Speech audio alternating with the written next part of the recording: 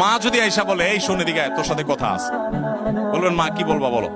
এবার মাকে যদি বলেন যে বাবা তোর বউ এই এই বলছে, এই এই করছে, সে কি এটা করতে পারে, কত বড় সাহস, তোর গলায় ধরে দিয়ে মরা উচিত।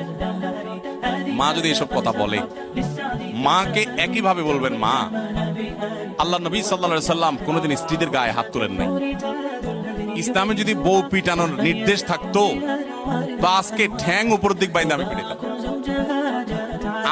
আমার হাতটা শুধু বাইন্দা রাখছে ইসলাম।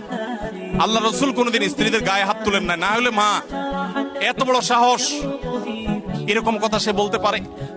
যা কি বলছে না বলছে সেটা পরে, আপনি বিচার বিশ্লেষণ না করতে গিয়ে উপস্থিত ওই জায়গাতে সামাল দেওয়ার চেষ্টা করবেন। কথা কি বুঝতে পারছেন? আপনার এই আচরণ শোনার পর আপনার মা কি বলবে জানেন?